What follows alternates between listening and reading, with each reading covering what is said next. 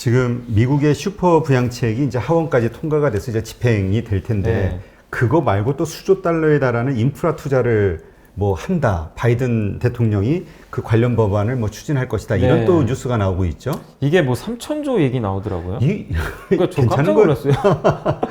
아니 그러니까 원래 제가 작년에 듣기로는 2천조 들었어요. 아. 2천조였어요. 원래 2조 달러. 근데 이번에 더 늘었어요. 1조 달러 늘어나가지고. 근데 이제 여러분이 생각하실 게 딱 지금 경기부양책이 통과됐잖아요. 네. 이 경기부양책은 사실 엄밀히 말하면 구제금융이에요. 그렇죠. 구제금융 법안이라서 그 핵심은 뭐냐면 각 개인들한테 현금을 주는 거예요. 현금을 줘서 소비해라. 경기 살리자. 이 법안입니다. 이게 핵심이에요. 그래서 헷갈리시면 안 되고 여기에 그러니까 제가 고객분들하고 한 번씩 대화해 보면 여기에 인프라 투자 들어가는 것도 생각하시는 분들이 계시더라고요. 그건 좀 별개입니다. 좀 다른 문제고. 그래서 2,100조에 달하는 그 경기 부양책은 통과가 됐고 그 중에 한 달에 이제 1인당 우리 한국 돈으로 한 160만 원 정도 지급할 거예요. 근데 되게 재밌는 게 그 160만 원의 절반을 20, 30대들은 주식에 투자한다는 사람들이 많더라고요. 설문조사를 해봤대요. 나 이거 이 돈 가지고 절반 주식에 살래. 그래서 사실 작년 12월에도 2차 부양책 통과됐을 때 로빈후드라고 그러잖아요. 미국에. 그 사람들의 대부분이 그때 받은 돈이 그렇게 많지는 않은데 그때 아마 900달러 받았을 거예요. 절반을 주식에 썼대요. 투자하는데. 그러니까 이거는 일단 수급 면에서는 되게 좋은 건데 다만 이제 우리가 생각해야 될 건 수조 달러에 달하는 인프라 투자가 진짜 이루어질 거냐. 근데 바이든 대통령은 일단은 무조건 해야 된다는 입장이에요. 근데 여기서 3천조면 규모가 이거 엄청나거든요. 혹시 미국 다녀오신 분들 계실 거예요. 저도 2018년도에 그 CES 아시죠? 아, CES. 그것 때문에 한번 갔다 와봤어요. 근데 회사에서 보내주고 출장을 갔다 왔는데 와 정말 인프라는 정말 최악이더라고요. 아, 최고가 아니라. 인프라 아니 그러니까 뭐 미국은 강대국인데 인프라는 한국이 강대국이에요. 진짜 이 가보신 분들은 제 말씀에 격하게 공감하실 거예요. 일단 공항부터 불편해요. 공항도 오래됐고요. 인천공이 훨씬 좋아요. 진짜 이거는 거기다 지하철, 대중교통 이런 거까지 그리고 일단 LTE가 잘 안 터져요. 아, 그렇죠. 아 정말 답답하더라고요. 그래서 인터넷이 잘 안 된다고 하더라고요. 역시 한국이 인프라는 최고구나. 그걸 느꼈는데 대통령이라고 그걸 모르겠습니까? 알 거예요. 근데 미국이 그럴 수밖에 없는 게 땅이 너무 넓으니까 다 할 수가 없는데. 그렇죠. 근데 이제 미국의 경기도 부양할 겸 미국의 지금 인프라가 제대로 안 갖춰진 데가 너무 많으니까 바이든 대통령 입장에서 명분이 있는 거죠. 그래서 투자를 하는 것 같은데 규모 면에서 3천조면 이거 진짜 어마어마한 수치거든요. 그래서 이게 진짜로 추진이 될지는 아직 모르겠습니다. 분명히 반대하는 데도 있을 텐데. 그렇죠. 아니 이번에 그 뭐죠? 그 1조 9천억 달러 네. 그거 가지고도 이거 너무 맞아요, 하는 거 맞아요. 아니야? 막 네. 내부에서 의견이 많았었는데. 이게 뭐 지금 3조 달러면 이게 더 반발할 수도 있는 거거든요. 그래서 이거는 좀 서로 풀어야 될 숙제지만 어쨌든 미국의 방향 이거죠. 금액은 금액이고 방향은 정해졌다. 미국의 인프라는 분명히 이제 투자할 수밖에 없는 상황으로 갈 수밖에 없다. 이렇게 보시는 게 맞는 것 같습니다. 왜냐하면 트럼프 대통령이 사실은 인프라 투자 원래 많이 하기로 했거든요. 근데 4년 임기 내내 중국하고 싸우기만 하고 그리고 4년 더 했으면 했겠죠. 근데 트럼프 대통령은 솔직히 본인은 아실 거예요. 나 이거 하고 싶었는데 못하고 그렇지. 일단 넘긴 거거든요. 그래서 바이든 대통령이 일단 어쨌든 바톤을 이어받았다라고 보시면 되겠습니다. 네. 근데 이제 중국 같은 경우도 이제 사실 그 디지털 인프라 사업이라고 그래가지고 엄청나게 투자를 네, 했잖아요. 그러니까 네. 그러니까 뭔가 우리가 생각하는 뭐 철도, 항만, 공항 이런 게 아니라 네. 그런 어떤 디지털 인프라라는 용어를 끄집어내면서 첨단 산업에 투자를 네. 했는데 미국에서 이야기하는 인프라 투자는 어디를 얘기하는 걸까? 전통적인 것일까? 뭐 이런 의문이 아니 드네요. 다 섞여 있다 보시면 돼요. 일단 아까 말씀드린 대로 미국은 그 SOC라 그러죠. 그 기반 시설이 너무 안 좋아요. 뭐 도로도 오래되고 그 다음에 뉴욕 지하철 뭐 유명하잖아요. 예, 정말 오래되기로 유명하고 그 도로도 마찬가지, 교량 또 아까 말씀드린 통신망 이런 것도 되게 오래됐고 또 전력 설비라든가 이런 모든 것들이 다 우리 한국보단 당연히 옛날부터 있으니까 노후화 될 수밖에 없어요. 제가 샌프란시스코도 한번 갔다 왔는데 우리가 딱 봤을 때 샌프란시스코 뭔가 핫해 보이잖아요. 그쵸, 아주. 신도시 같고. 근데 거기도 샌프란시스코도 보면 그 실리콘밸리는 되게 핫해요. 이렇게 잘 돼 있는데 그 안에 구도심이 있어요. 거긴 되게 열악하더라고요. 그러니까 그런 데가 미국에 얼마나 많겠어요. 그런 거 보면 그러니까 옛날 구경제 인프라 투자도 당연히 많이 들어가고 여기에 뭐가 들어가느냐? 친환경. 바이든 후보가 제일 내세우는 게 녹색이잖아요. 그래서 친환경 당연히 투자, 태양광, 풍력, 거기에 수소까지 얘기가 나오고 있어요. 그래서 아마 친환경 투자도 많이 들어갈 것 같고, 그래서 거기다가 하나 더 있는 게 아까 디지털 말씀하신 대로 신형 인프라라고 그러죠. 그거를 이제 중국에서는 구형이 아니라 신형 인프라. 신형 인프라. 대표적인 게 5G. 5G를 신형 인프라의 대표주라고 하는데 그쪽 투자를 아마 많이 할 것 같은데 지금 미국도 마찬가지예요. 5G 투자 많이 할 수밖에 없는 상황이고 일론 머스크는 5G 건너뛰고 6G로 가잖아요. 6G. 그렇죠. 인공위성 띄워가지고. 인공위성으로. 그런 것도 다 이제 미국 정부가 다 원하는 부분이기 때문에 아마 이 3천조 원의 많은 것들이 물론 기존의 인프라 투자에 많이 투입이 되겠지만 이 중에 또 많은 부분이 신형 인프라, 디지털 인프라 플러스 친환경 이것까지 되는 어떻게 보면 이제 골고루 들어가는 흐름이라 보시면 좋을 것 같아요. 그래서 옛날에는 그냥 우리가 땅만 팠지만 지금 시대가 바뀌었기 때문에 이런 것들이 가미된 정말 초대형 인프라 투자가 좀 예고돼 있다라고 보시면 될 것 같습니다. 네. 그러니까 이러한 것들 때문에 사실 또 인플레이션에 대한 우려, 네, 그 다음에 이 블루웨이브, 그러니까 민주당이 상하원을 장악했을 때 이렇게 저지 없이 저항 없이 네. 하고 싶은 거 다 하게 되는 상황을 우려해가지고 그때 좀 조정이 있었는데 네. 지금 공화당 의원들은 뭐 이게 그린 뉴딜 법안을 위장한 거 아니냐 뭐 이러면서 지금 비판을 하고 있는 모양인데 그래도 이거 막을 수는 없겠죠? 지금 이미? 아니 이미 저기 그 전에 1.9조 달러 통과된 마당에 그렇죠. 쉽지 않을 것 같아요. 그리고 이게 왜냐면 이게 대세잖아요. 그렇죠. 막을 명분은 별로 없어요. 특히 그린 뉴딜 법안이라고 뭐 위장했다고 하더라도 녹색 성장을 누가 막겠습니까? 지금 시대 성장이니까 미국만 그런 게 아니라 우리 한국, 유럽 다 마찬가지 상황이기 때문에 그 공화당 의원들도 사실상 명분은 좀 없다. 그리고 전통적으로 공화당은 아시잖아요. 공화당은 화석 연료 기반을 좀 선호하는 당이고 민주당은 친환경이잖아요. 이미지가 그렇게 돼 있잖아요. 그렇죠. 실제 트럼프 대통령도 그래서 사실 셰일 오일 기업들 막 장려하고 보조금 지급하는 뭐 그런 식으로도 갔었는데 어쨌든 정책이 너무 달라요. 근데 민주당의 바이든 대통령 그린 뉴딜 쪽이고 공화당의 일부 의원들도 그쪽으로 돌아설 가능성이 분명히 있기 때문에 대명분 때문에 그래서 이 흐름 자체를 거스르긴 좀 지금 어려운 상황으로 점점 미국도 가고 있는데 근데 한 번에 통과는 또 안 될 거예요. 그렇죠. 분명히 서로 막 진통 과정이 있으니까 당장 된다기보다는 좀 시간을 두고 될 수 있다.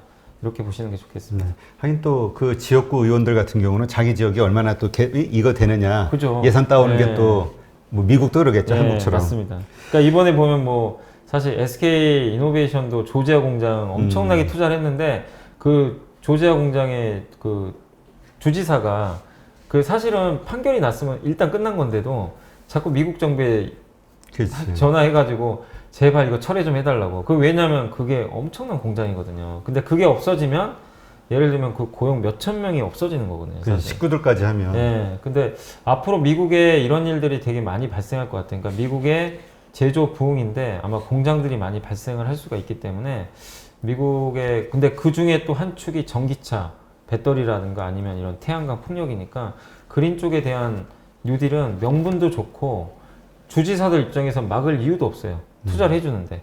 그렇기 때문에 이 3천조 원에 달하는 이 인프라 투자 법안도 나중에 결국엔 형성이 되면 통과 가능성이 높지 않을까 생각하고 있습니다. 근데 지금 1.9조 달러가 그 집행이 되는 이 상황에서도 지금 경기 회복에 대한 기대감이 네네. 막 커지면서 인플레이션 우려도 크고 금리 상승하고 여러 문제가 있잖아요. 이 3천조까지 또 추가가 된다고 하면 뭐 미국 경제에는 상당히 도움이 되겠죠? 일단은? 아, 그럼요. 그러니까 미국의 지금 경제 성장률이 자꾸 올라가요. 이런 것들 때문에. 이 투자가 이루어지니까 부양책 때문에. 그래서 이게 양날의 검이죠. 미국 경기가 올라가면서 펀더멘털이 좋아지면 당연히 좋죠. 좋은데 문제는 너무 좋아지면 물가 오르고 금리가 튀고 그리고 달러가 강해져요. 그렇죠. 이게 신흥국한테 좀 악재거든요. 이게 좀 불편한 이슈일 수밖에 없어요. 그래서 지금 중요한 게 이렇게 생각을 하시는 게 맞아요. 미국은 좋아져요. 미국이 좋아지는 걸 막을 방법 없습니다. 돈을 이렇게 푸니까. 그래서 미국이 좋아지는 건 인정을 하시고 이제 두 가지 체크하셔야 되는 게 금리 속도, 그 다음에 달러 약세냐 강세냐 이 기조인데 일단 금리 속도는 물가가 그래도 너무 급하게만 튀지 않으면 저는 속도 조절을 한다고 보고 있고요. 그리고 아시겠지만 금리가 아무리 올라도요. 그 성장이 더 가파르면 주가 올라가요. 제가 그래서 주말에도 곰곰이 봤어요. 하도 금리 성장 얘기 나오니까 실제로 우리나라 지수, 그러니까 미국 빼고요. 한국 지수랑 미국의 그 10년물 국채금리 한번 비교해 봤어요. 그러니까 미국의 10년물 국채금리는 물론 큰 흐름상으로는 이렇게 빠져 있죠. 옛날보다는. 근데 국채금리가 방향성이 이렇게 한 번씩 나오잖아요. 이렇게 빠지는 구간에서 오르는 구간이 있는데 공교롭게 우리나라 한국 증시가 올라가는 장 있죠. 상승하는 장에 미국 국채금리랑 거의 똑같이 가요. 되게 좀 특이하더라고요. 그런 것들이 좀 있는데 물론 이제 옛날하고 다를 수 있지만 과거에도 국채금리가 상승할 때 한국 증시가 방향 자체가 밑으로 꺾여서 간 적은 거의 없어요. 그래서 그런 말씀 드리는 거고 그래서 금리 속도만 좀 완만하게 가주면 증시에 부담 아니다. 두 번째가 달러 약세냐 강세냐인데 달러가 약세로 가야 됩니다. 한국 증시가 오르기 위해서 무조건. 이거는 그렇죠. 당연해요. 근데 이렇게 돈을 풀면 당연히 달러가 약세로 가야 정상이죠. 왜냐면 돈을 풀기 때문에 달러화를. 근데 왜 달러가 강해지냐면 미국만 강해서 그래요. 이렇게 되면 미국만 성장하고 나머지 국가 성장 안 하니까 갭이 벌어지니까 미국으로 돈이 몰려요. 그리고 미국 금리 올라가니까 미국 해외 투자가 미국에 투자를 해요. 그렇죠. 예. 그래서 달러가 강세로 가거든요. 그럼 이거를 깰 수 있는 방법은 미국 외 국가들이 잘하면 돼요. 그래서 한국이 돈 잘 벌고 중국이 미국보다 더 성장하고 유럽이 생각보다 성장을 많이 하면 달러가 못 올라갑니다. 왜냐하면 다른 나라들하고 비교 위에 있어야 되는데 달러가 그러면 미국만 좋은 게 아니네? 유럽이 왜 이렇게 좋아? 유로화가 오히려 강해져 버릴 수도 있어요. 그래서 달러는 변수가 다른 나라들이 얼마나 선전하는지 이걸 체크해 보시는 게 좋을 것 같아요. 그러니까 애널리스트마다 이것도 생각이 다 달라요. 그렇죠. 어떤 애널리스트는 제가 말씀드린 이런 것들 때문에 당연히 미국의 달러는 약해질 거다. 돈도 풀었으니까. 아니다. 미국만 성장할 것 같다. 그런 분들은 달러가 강하다고 봐요. 그러니까 이거는 지금 논쟁 중인데 적어도 한두 달 체크를 해봐야 될 것 같아요. 네. 그렇죠. 사실 걱정이 되는 게 우리 어떤 분이 환율 그쪽의 네. 전문가 되시는 분이 그런 얘기를 하시더라고요. 이게 달러가 많이 발행이 돼서 그 자체만 놓고 보면 달러 가치 하락이 될 수 있는데 그 발행된 돈으로 미국 경제를 살리는 데 네. 사용이 되니까 미국 경제가 좋아지는 펀더멘탈의 상승 이것 때문에 다시 강세로 돌아갈 수가 있다. 근데 지금 말씀하신 대로 그럼 다 신흥국 돈이 다 몰려 들어가면 우리가 이제 좀 힘들어지는 거잖아요. 그래서 어떻게 보면 다시 한번 어려운 증시의 그 도화선이 여기에서 터질 수도 있다 이런 얘기도 있더라고요. 그러니까 맞는 말씀이세요. 그러니까 달러가 정말 중요해요. 작년 11월, 12월에 한국 증시가 초강세 보인 것도 외국인이 사면서 달러가 엄청 빠졌잖아요. 그렇죠. 그러면서 이제 급등을 한 건데 한국 경제가 어쨌든 한국이든 사실 뭐 제일 중요한 건 중국하고 유럽이에요. 비중이 제일 크거든요. 그 나라들이 진짜 성장을 반드시 해줘야 됩니다. 근데 다행스러운 건 중국은 성장을 해요. 그만큼 우리가 생각하는 것보다 올해 8% 이상 성장한다는 얘기가 많아요. 중국 목표는 6%지만 근데 중국을 걱정하지 마세요. 그리고 왜 중국이 더 좋을 수밖에 없냐? 내년에 올림픽이 있어요. 그래서 당연히 중국은 성장을 할 수밖에 없고 문제는 못난이 유럽입니다. 이 유럽은 항상 너무 나라가 많아가지고 말도 많고 야 너는 왜 그러니까 독일은 돈 주면 안 된다. 이탈리아 돈 좀 달라. 이게 서로 불협화음 때문에 안 됐는데 근데 제가 이제 한 가지 희망을 본 건 립 서비스라고 하더라도 라가르드 총재가 지난주 ECB에서 얘기를 했죠. 자산 매입 크게 늘릴 수도 있다고. 예. 그러니까 미국의 파웰 의장은 장기 금리가 올라가는데 신경 안 쓴다 이랬고 라가르드 유럽의 이제 ECB 총재는 장기 금리 올라가는 거 좌시하지 않겠다. 오르면 경기에 위협이 되니까 채권 매입을 해서 막겠다. 그렇다는 얘기는 경기 부양 의지가 좀 있어요 지금. 그래서 유럽 경기가 좀만 살아나주면 저는 굉장히 좀 좋은 그림이 나올 수 있을 것 같아서 경제 쪽은 오히려 미국 좋은 건 알겠지만 유럽이 얼마나 따라가는지 거기에 따라 유로와 원화가 결정되니까 어쨌든 여름까지는 좀 계속 잘 관찰해 보셔야 될 것 같아요. 네. 근데 또 유럽 경제를 긍정적으로 보는 분들도 있는 게 이번에 그 나스닥이 크게 흔들릴 때 하락하고 할 때 우리도 많이 떨어질 때 거기 뭐 닥스라든가 독일이나 프랑스 이런 지수들은 거의 움직이질 않더라고요. 영향을 안 받더라고요. 저도 이제 그게 좀 다행스럽게 생각하는 게 유럽의 독일이란 나라는 우리가 독일 하면 첨단 산업 국가로 자꾸 인식이 되는데 실제로 안 그렇고 구경지 산업이 많아요. 이게 원래 뭐 조립 같은 거 되게 잘하잖아요. 그렇죠. 기계 산업. 기계 산업. 우리나라 IT고 사실 우리나라가 더 첨단 산업 국가예요. 어떻게 보면 성장주고 독일은 약간 경기 민감한 구조가 많아요. 그래서 독일 닥스 지수가 사상 최고가 넘었더라고요. 그래서 그런 거 보면 앵커님, 그 대표님 말씀대로 지금 분명히 유럽 쪽이 그런 금리가 오르면서 경기가 회복될 때 오히려 사이클이 더 잘 맞아요, 지금. 예, 지금 상황에서는. 그렇기 때문에 한번 유럽 경제 성장도 기대를 해봐야 될 것 같습니다. 네. 아까 그 미국에서 이제 정말 바이든 대통령이 그 수조 달러에 달하는 인프라 투자를 감행하거나 아니면 그런 이슈가 떠오를 때 아마 한국에서도 뭔가 경기를 살리기 위해서 봐라, 좀 더 과감한 부양책이 필요하지 않냐 이런 이슈가 또 나올 것도 같고요. 예. 이러한 흐름을 봤을 때 우리가 좀 이렇게 선점해서 오늘 뭐 건설주가 좀 올랐다고 네. 하는데 좀 이러한 분위기가 좀 긍정적으로 계속 지속된다고 했을 때 선점해서 좀 투자할 만한 섹터나 뭐 이런 종목들이 있다면 뭐가 있을까요? 사실 근데 저는 우리 한국 쪽에 인프라 투자로 베팅하기 조금, 왜냐하면 시장 규모가 좀 작고요. 그렇지. 그 다음에 이제 대표적인 게 물론 건설주죠. 건설주나 굴삭기 회사들인데, 건설주는 뭐 저번에 보니까 김세련 연구원님도 나오셨더라고요. 네. 근데 어쨌든 그때도 제가 얼핏 들으니까 주택, 예, 주택 비중이 높아요. 그러니까 우리나라 건설에서는 SOC 투자보다도 인프라보다도 주택이 좋아야 돼요. 그렇기 때문에 민간 주택 공급이 늘어나면 일단 주가는 움직입니다.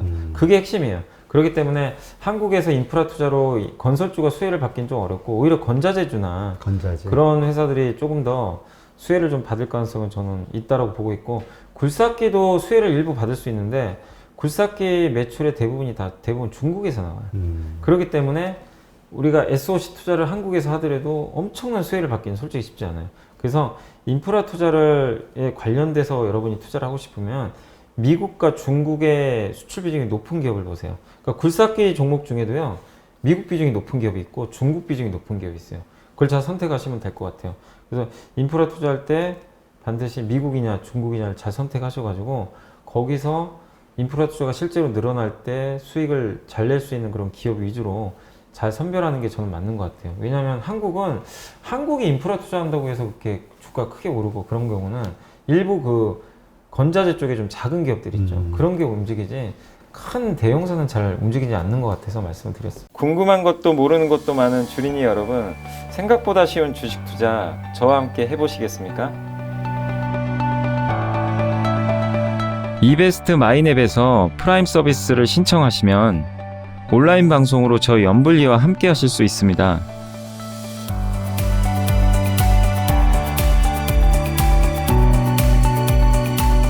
프라임 서비스를 신청하시려면 이베스트 마이넷 어플 설치 후 다이렉트 계좌 개설 메뉴에서 계좌 개설을 진행해 주세요. 다이렉트 지점 선택은 필수입니다. 마지막으로 이벤트 코드란에 연불리를 입력하시면 주식 상품권 10,000원을 화요일에 지급해 드립니다.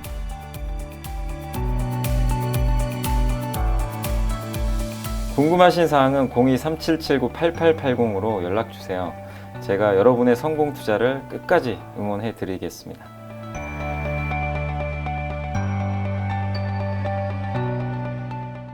네.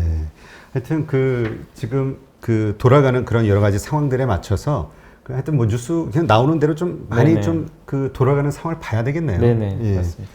그러나 어쨌건 가장 기본은 펀더멘털에 입각해서 맞습니다. 네, 알겠습니다.